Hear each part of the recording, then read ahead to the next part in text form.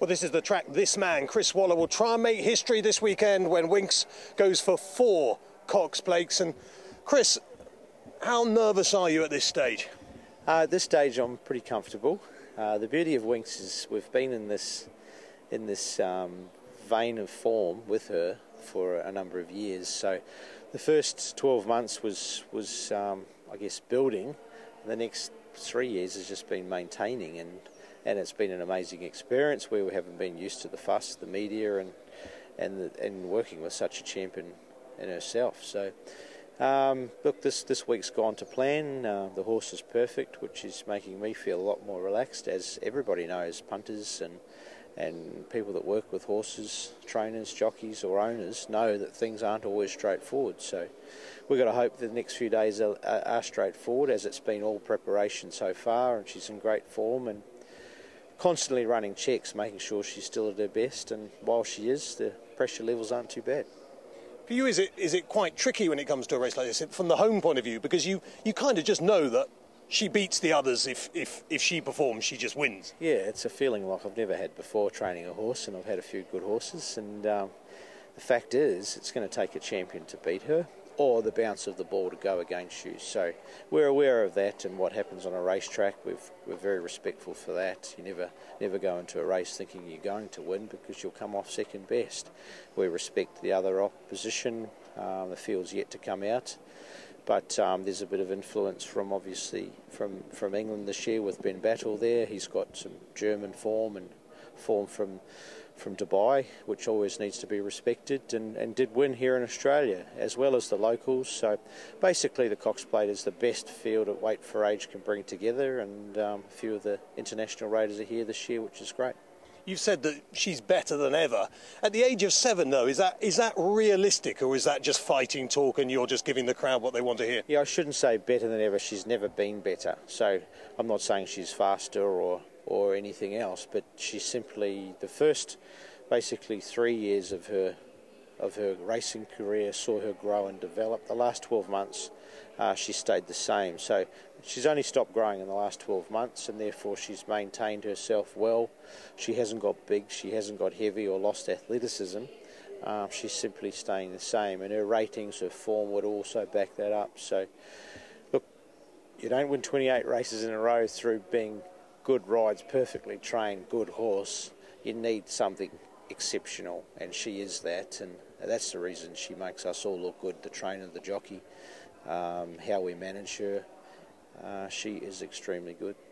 I can talk to you in a slightly different way to the Aussie people, because I come from England, and back home, if you go on social media, our end, they all say, look, she didn't turn up at Ascot, she's beating fairly moderate horses, she's not as great as everyone thinks down here. It's a bad bunch, and we've kind of seen that with horses like Best Solution winning, who aren't very, they're not stars in Europe at all, and yet they're winning your top races down here. If we're sitting at breakfast and we're having this conversation, I'm saying, you know what, Chris, your horse, she's not that great, really. She's beating nothing. What do you say to people like me and people back home? Get on a plane, bring your horse to Australia and see how good you are. I guess... well, maybe we've done that with Ben Battle, Chris. Yeah, for sure. And if he gets the upper hand of Winx, then so be it. But I think people got to respect, and do respect, the travel on a horse. So there were some horses that came out from Europe this year for the carnival, and they were on a plane for about 40 hours. They ran into trouble in India with a windscreen of all things. That's enough to flatten a horse, to not have it perform at its best. Australia sees Winx as a sporting icon, a sporting hero, not just a racehorse, and the expectation for her to be performing at her best is the most important thing. So to put a horse on the plane and go to England, but you've got to remember there are other countries in the world. You've got your Arab countries, Japan, America, even New Zealand down this part of the world.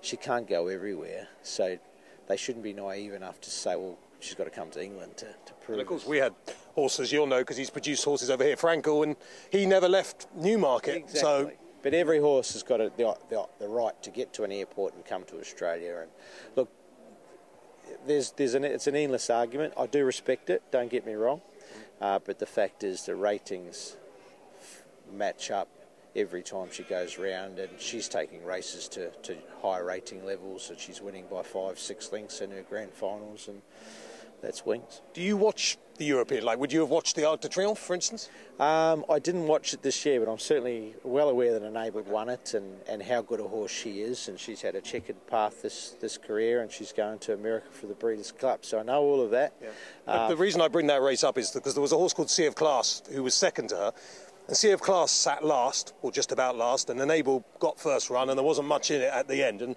I was just thinking with Ben Battle, who's he's nowhere near an Enable or a Cracksman or a Sea of Class, but he's a pretty good horse.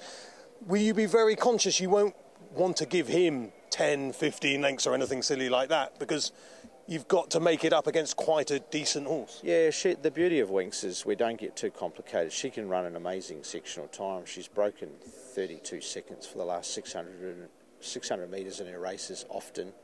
The more pressure, the better Winx becomes. So I think, like the last 28 races, you don't get too worried about what you're racing against. She has to be at her best, and she'll be okay, and it'll take a champion to beat her.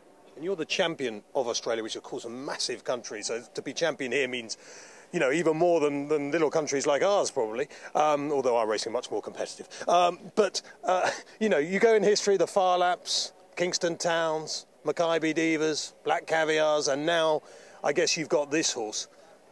To be part of that history for you, as a guy who basically started with nothing as far as I can tell, and, you know, just about paid the rent in your early days as a strapper, to be part of that Australian history, how does that make you feel inside? Because you don't get emotional, do you? You're not a man collapsing or anything. It's hard to think what would, you know, a bomb could go off and you just go, hey guys, I'm Chris Waller. Post-race, when it all hits you, I do get quite emotional, and if I get to interview on Saturday, Chris, I want tears, okay? I want tears. I admire you for what you do. You're very passionate, which is great, and I'm sure the people back in England do as well. So, look, I'm great because I've got a great team of horses, and most importantly staff. They back me up. I've got a big team, and therefore the numbers come around quicker. We've always got a good horse in the wings, and there's a few there that we're hoping to get to England, Dubai, America in the next few years. And you've got this big horse running at the moment, haven't you? What's he called? Yeah, the Autumn Sun. Yeah. He looks like a star in the making, and yeah, he was. They were questioning why he didn't run the Cox Plate, but the fact is he's only 3, and putting him up against these types of horses, in my opinion, is just a bit early for a horse like him. But he's one to watch out for a race like the Queen Anne, perhaps. Because the problem for him, just slightly, is that he's much younger. But funny enough, I've been trying to persuade them for the Commonwealth Cup to change the age there slightly, so that the slightly older Australian horses could run in our Commonwealth Cup, because the age is really hard for you, isn't it? You're a young horse when you come over for the Queen Anne. Yeah, 6 months difference for a young horse is a big thing. Once they get to 4, I don't think it's irrelevant, well, certainly not relevant, but in those earlier ages, yeah, it makes it a bit harder, especially when you're talking colts like the Autumn Sun. He's worth more money than Winx. He's a dead set superstar in terms of his future stud value and racing value. So look, we're very conscious of getting horses up there, and I think colts are the right ones to take, but you don't have to bring them back. They're probably going up there to finish their racing. A horse like Winx was expected to come back for a 4th Cox Plate, so yeah, we'll see what comes in the years ahead. Can I just ask you one final question? Sure. Old Hugh Bowman, who rides him, and we know Hugh from back home, he's a good lad, quite dour, but gets the job done. What's dour? Well, you know, he's sort of, again, he just, hi man, how are you? Like, it's hard to get him really, to get him going. To be like the crocodile man. Well, you know Frankie Dettori, you've seen him, I mean, you might not have wanted the... Like, he jumps off the horses and he goes, hey, Frankie! You know, I can't imagine Hugh after the race going, Hugh! No, it's not going to happen, is he? Yeah, he's dour then, he's dour. He's dour, yeah. But to do those tactics time and time again, I mean, you know, even if you ran in the most rock-bottom race in Australia, to keep coming from off the pace, one day you get stopped, don't you? Eventually you get stopped. Well, it obviously suits a dour person. So, look, he's the Iceman, I guess you could say. He's very cool, and yeah, what you've described of Hugh's about right. He's very collected. He's very well thought, and just a great horseman, most importantly. And yeah, each and every time he does a fantastic job aboard Winx, and even on the rest of our horses, day in, day out, he's the ultimate professional. You've done hundreds of interviews today, Chris. I hope this wasn't the most dull, was it? One of the most colourful. Certainly wasn't dull. Thanks, Chris. Just cry on Saturday. Just cry, okay? I want tears, Pleasure. emotion, and extreme, stuff. And if Ben Battle wins, make sure you come and chat to me, and we'll talk after. I won't forget Cheers, you. Chris. Thanks.